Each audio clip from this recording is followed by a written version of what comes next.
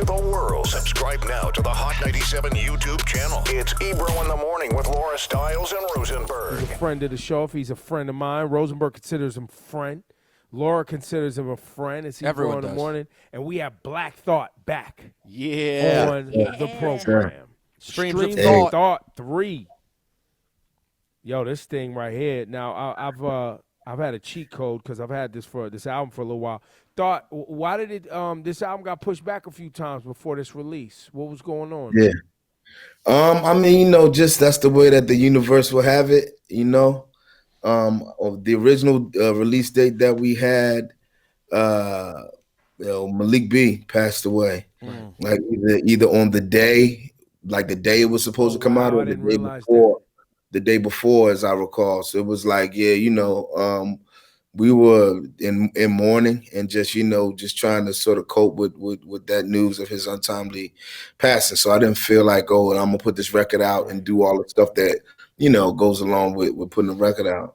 So that was like one of the first delays, and a couple more sort of shorter stops were some clearances that we really wanted to get for the record, some samples and some the usage of some voices and stuff that we felt like it would have been a different record, had we not been able to use most of this stuff. So just getting most of that stuff cleared took a little bit of time as well. But in the delay, the opportunity presented itself for us to go from partnering with the smaller, like, independent label to teaming up with Republic. So that's why I say that's just the way the universe would have it. If the record had come out when it was originally going to come out, then it would have been on a different label. It would have had sort of a different range of people that we're able to reach with it. So can you I want to dive back into Streams of Thought in detail, but while you mentioned Malik, can you tell us a little bit about like what his role meant to the Roots and sort of the evolution of the formation of the group? Because obviously he was there on Do You Want More. He kind of came in and out, but you guys were always very close. So I know he was kind of heart and soul of the Roots. Can you just take us through a little bit of what he meant to you guys? Yeah, Malik was for all intents and purposes, he was the street connection to the Roots, and that's sort of what he represented, and his relationships outside the Roots are sort of what kept us grounded and kept me connected to the streets, what I'm saying, for a lot longer than that was sort of the life that I was leading. You know what I mean? I had long left. I would never say I left the hood behind me, but my head wasn't. It wasn't on the block. Yeah, my head wasn't on the block. Once I got a taste of what was beyond the block. You know what I mean? So once I started traveling the world and dealing with those experiences, I was out. And Malik was he never felt comfortable on the road like that. And the further we would be from the block and in the city, the more uncomfortable it was for him. So he would always just find his way back home. On more than one occasion, he disappeared. He just disappeared on the road. He like, yo, where's Malik? I thought we said we were gonna meet back in the lobby for sound check in an hour, and he'd be at the airport on his way home. So back in Philly. Yeah, that's so that's he was Philly to the core. He was a Muslim to the core. And I feel like a lot of the juxtaposition of the Roots between sort of piety and just gangster had a lot to do with Malik. He and I met in college. We met on the first day that I arrived at college at Millersville University, a state school in Pennsylvania, and we had clicked up immediately as two forces to be reckoned with, who were sort of better, stronger together And I was in school away from Questlove, who was in a different school in Philly, and I think he was taking some classes at Juilliard at the new school during that time. So we were, trying to keep the roots as a thing, but we were, separate. So Malik he was that missing link, that bridged the gap between, should I just leave the game completely and, focus on something different, or should I try and stay making music and just, sort of bring Malik into the equation. And that's what made the most sense. So that's what I did. We would do shows opening up for acts and stuff who came to the school or who came to the to the Lancaster County area, Harrisburg area up there, upstate PA. And we would perform as the Roots, and when we left school, he left school maybe a semester before me and transferred to Temple again, just to get back to the city and the streets. And I followed, shortly after, like the next semester. Yeah. I know you guys go way back, but for the audience, can you talk about your relationship with Sean C and working together on this project? Oh man, yeah, Sean and I, we go back like to the beginning. What I've always appreciated about Sean is that he is, he's lived it. And, having lived this culture is something that, you can't really fabricate. You can't fake it. You know what I mean? So he's a hip hop dude. He's a New York dude.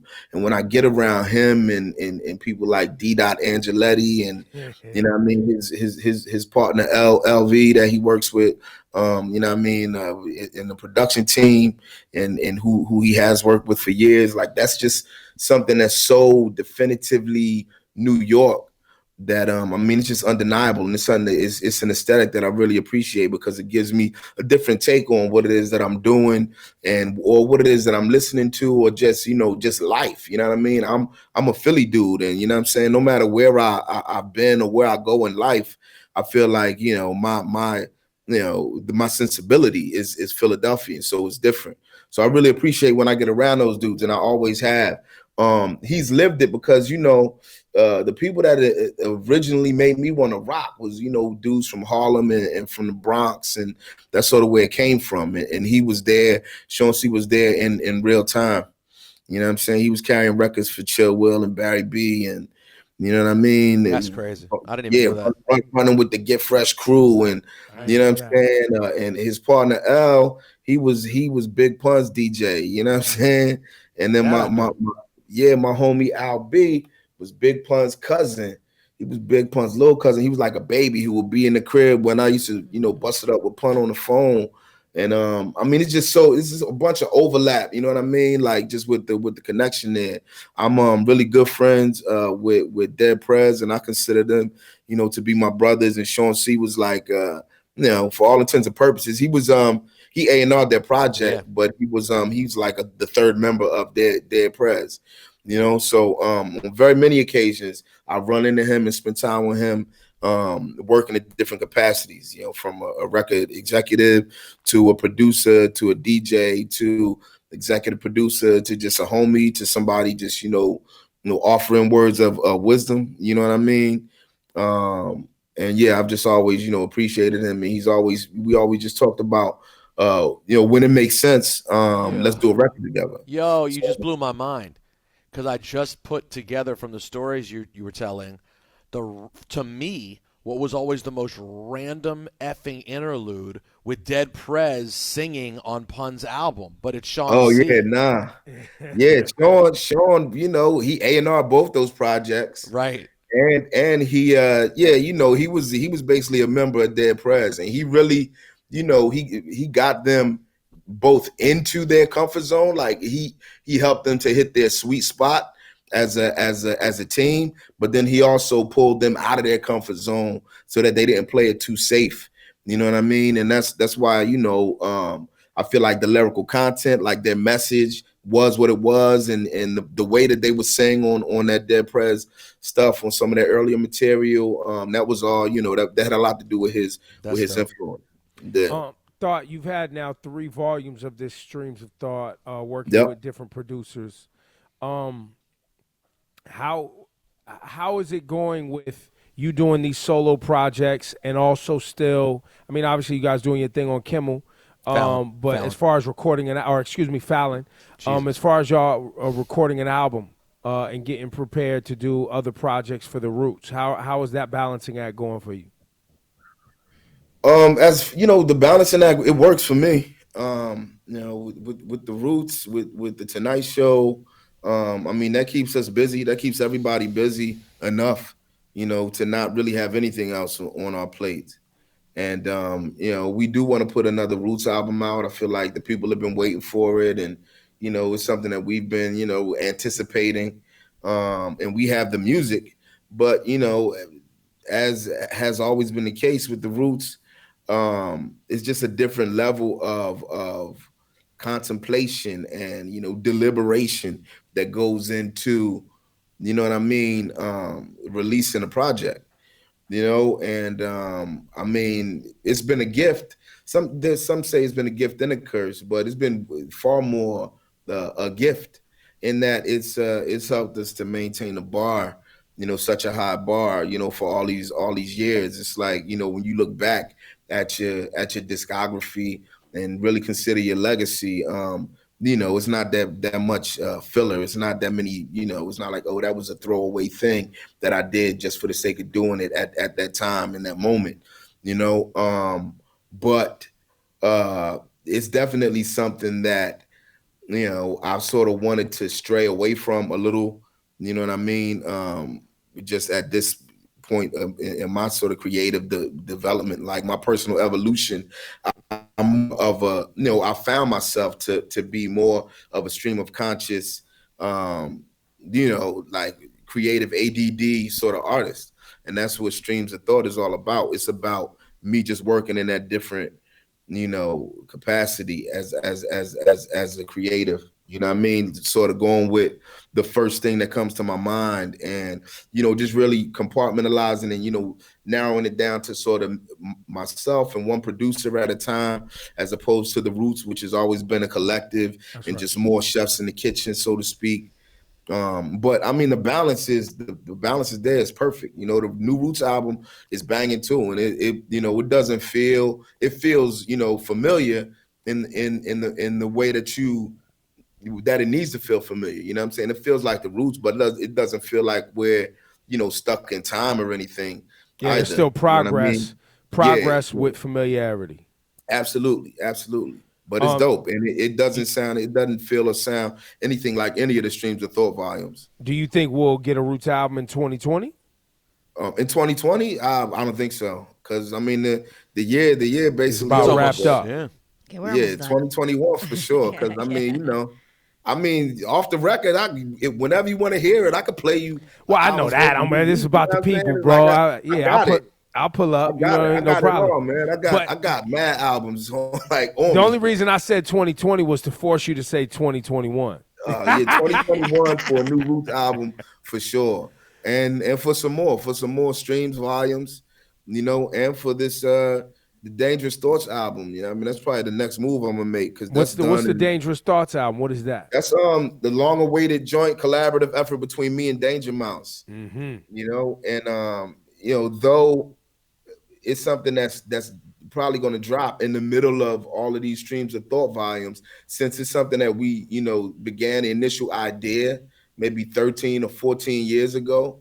You know, I don't consider it to be part of that same series, you know, so it's not going to be like Streams of Thought Volume 4 is the Danger Mouse volume. Like, it's its own standalone book. Yeah, it's a standalone joint, and it's an album. Like it's a full-on album, and it's a return for him to hip hop and to, you know, sampling in this way. And you know, it's a feel-good record. It's a record for, you know, people who got into hip hop and who sort of evolved at the same period of time that we did. You know what I mean? Like we're elder statesmen at this point. So I feel like this record is reflective of that too.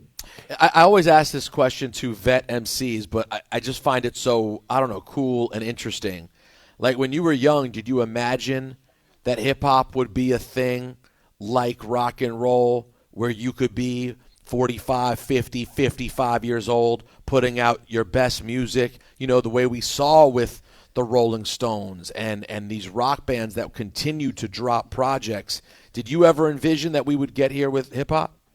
I didn't. I didn't. I mean, it was always, my hope, and it was always something that I felt could be a possibility, but I didn't have any example to say, oh yeah, like so and so. I mean, look at them. They're over 40 and still relevant. Like that precedent hadn't been set yet. You know what I No, it's just mean? getting set When I now. was a young person, it's definitely been set now. And I think like the first group, or maybe the first couple acts that I saw that really, started to make that a reality for me, that really gave me hope. Like, okay, yeah, maybe we could, what I'm saying, like hip hop could begin to embrace, the vets in the same way that, U2 and the Rolling Stones and all those other artists embrace was the Beastie Boys. You know what I'm saying? Definitely the Beastie Boys. Public Enemy. I'm seeing Cypress Hill on tour. Even when Cypress Hill was young, just like their live performance, their energy, like their brand felt like something Yes. that could stand the test of time. I felt like these like the way that they're doing it is the model. Like that's the way to do it if you want to, what I'm saying, sort of be around, and those are the people who we learn the ropes from on the road. The first tour we did was opening up for the Beastie Boys, and we toured extensively Wow. with Cypress and Beasties and Public Enemy and just Lollapalooza and we just got to rock out with like a lot of the people who sort of laid the groundwork that sort of showed us the ropes of, okay, if it's possible for hip hop to quote unquote make it this far, then this is the way that you have to do it. Your name is Black Thought, and you have always been about thoughtfulness and addressing and having commentary on the Black consciousness. Yeah.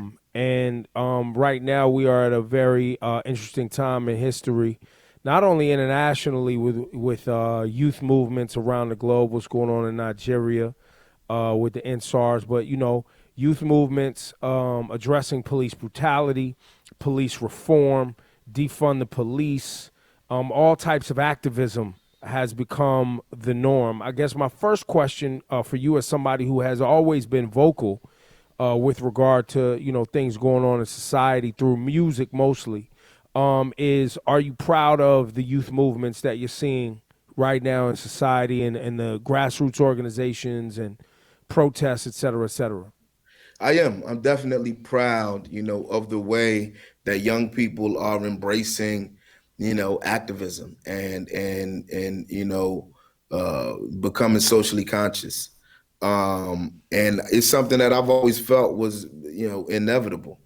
You know what I mean? I felt like just the way that history was sort of, as they say, running its course. It was inevitable that we would reach the place where we are now as a society, and that young people, I mean, would become the voice of for all of us who has sort of had enough.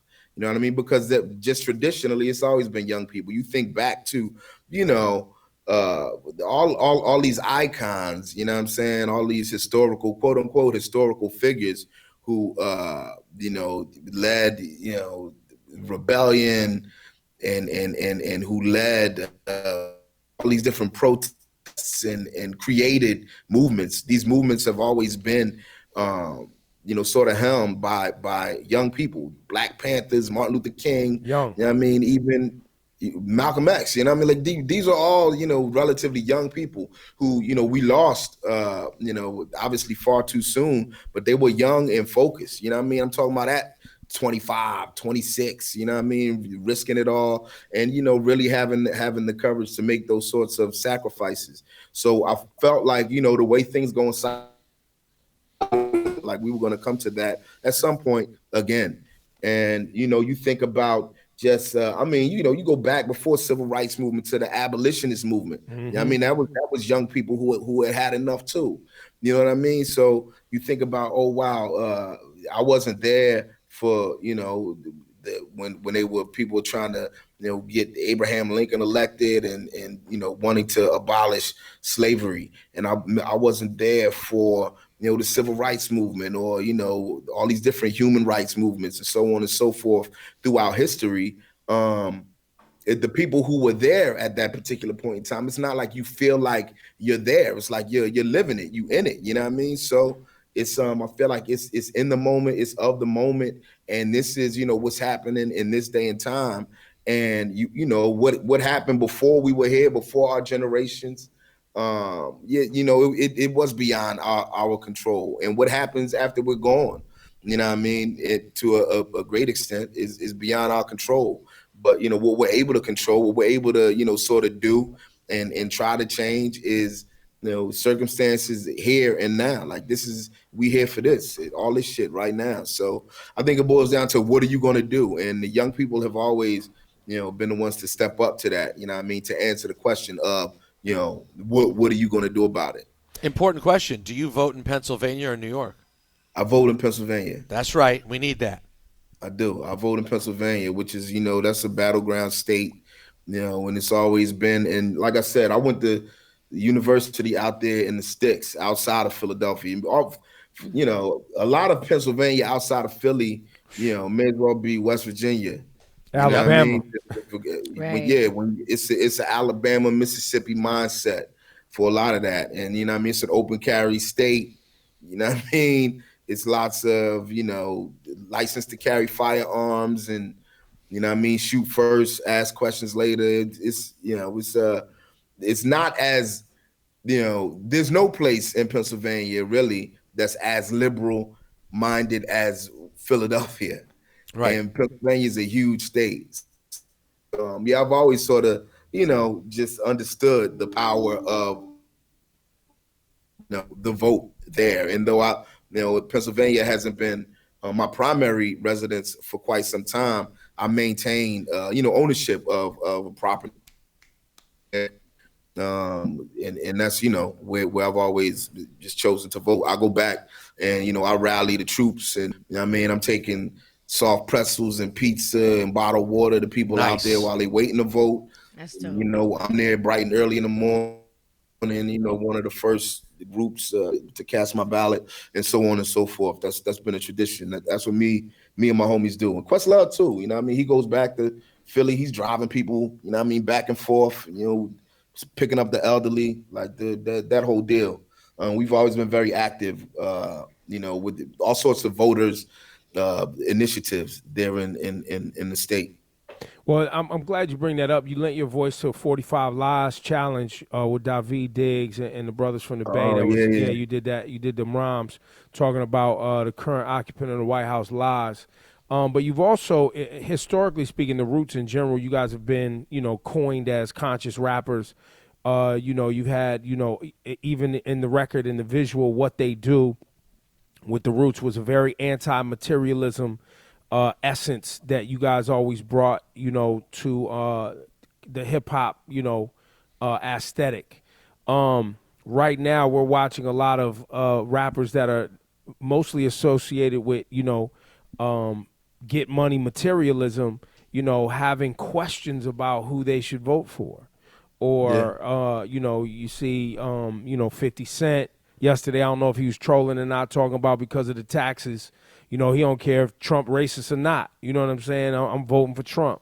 Or you had Diddy come to the party a little late, but, he's trying to organize a voting block. But even him was, a few months ago, we're holding our, the black vote hostage without, and it's like, we doing this right now. We should probably start that process a little bit earlier. You see Ice Cube even meeting with Trump, and hopefully we're going to talk to him soon about, getting a better understanding of what his agenda is. But I would love to hear your commentary on, where you are in this voting moment and what you feel like the priorities are over in the next 2 weeks, and then how we're going to hold these elected officials that you're in favor of accountable moving forward.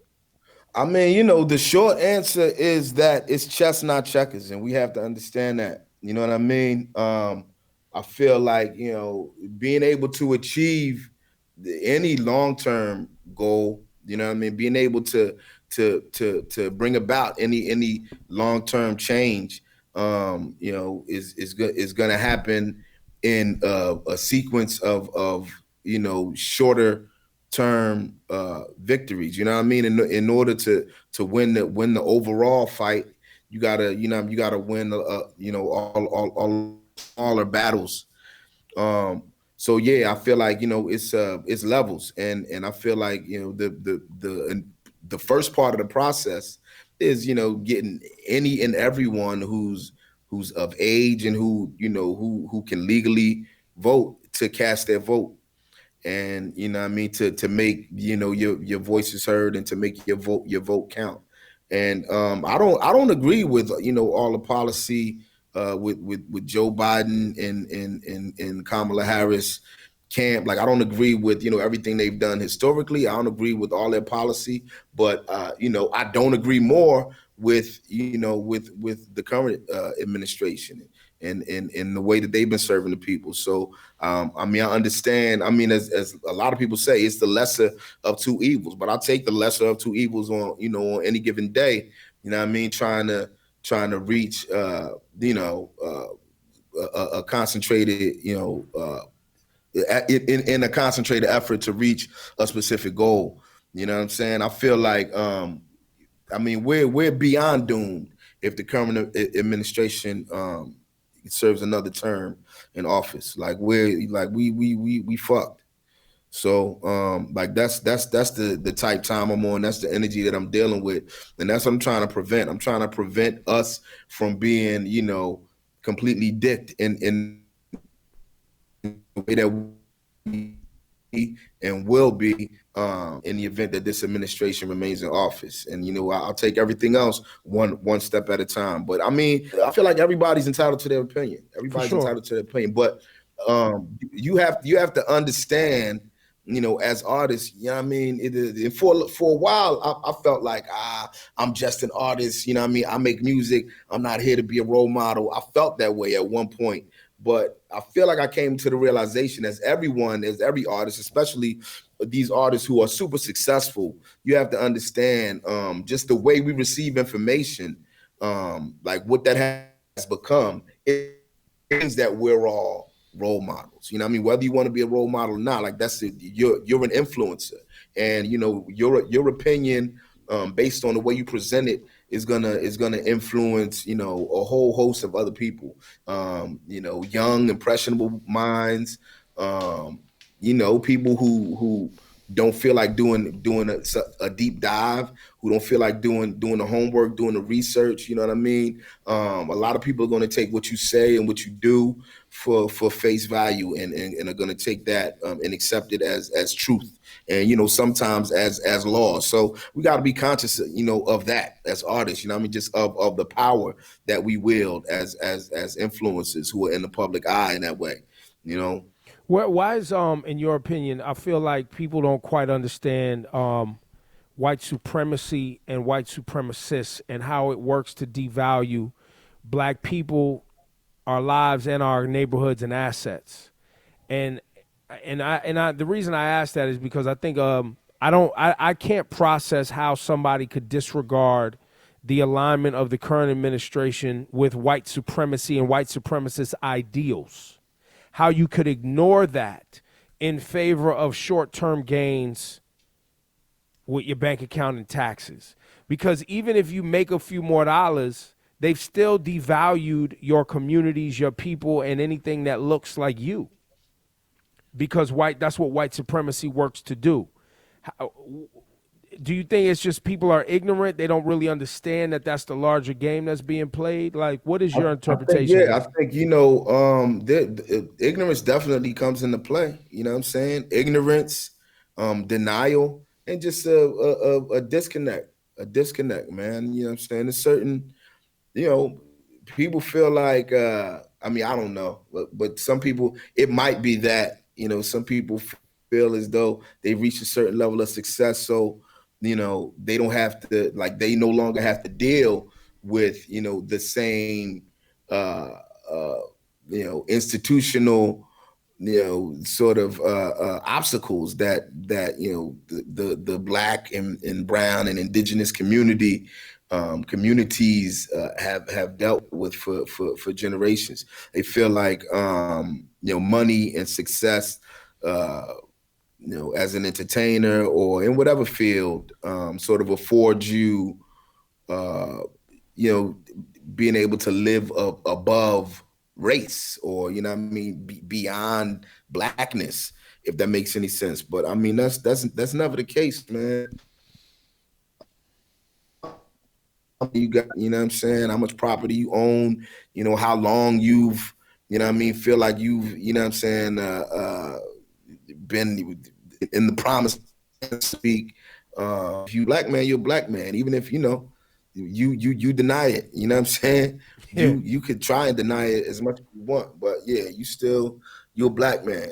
So or woman, or whatever you identify as. So, but I feel like that's what it is. It's a disconnect, and it's you know it's denial, and people just not really dealing with a matter of fact. You know.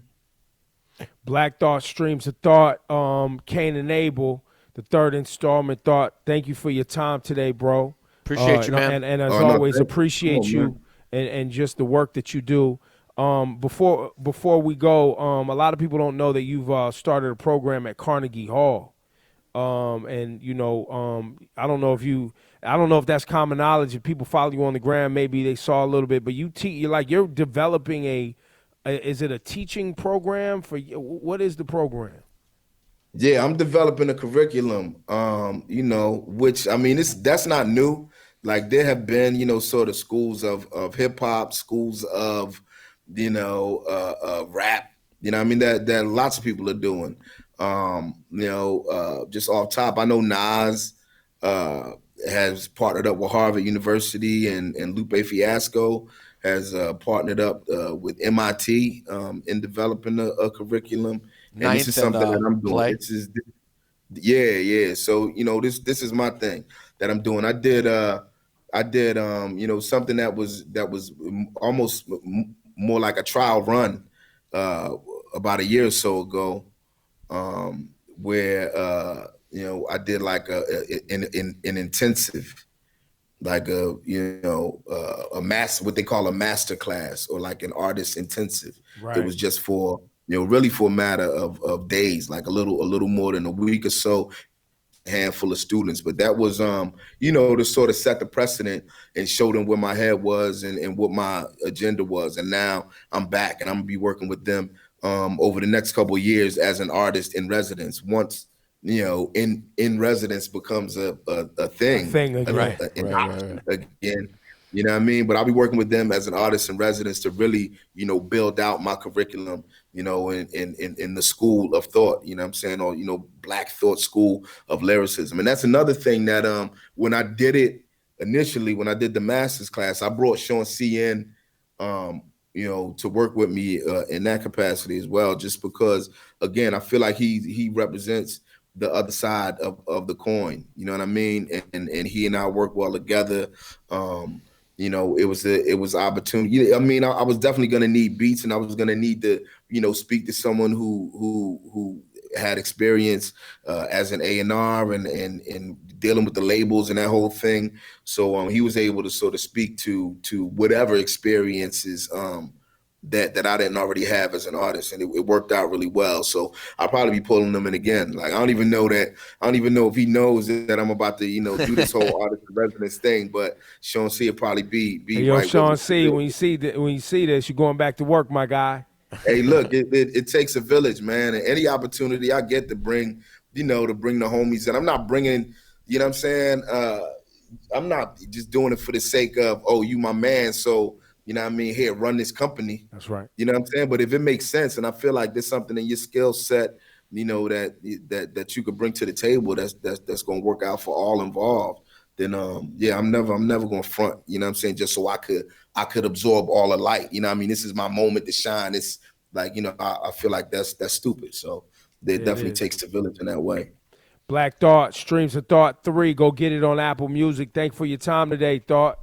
Appreciate you, man. Yes, sir. Salute, bro. Hey, I Talk love soon. y'all, man. Love you too, Appreciate man. it, man. Everybody be safe.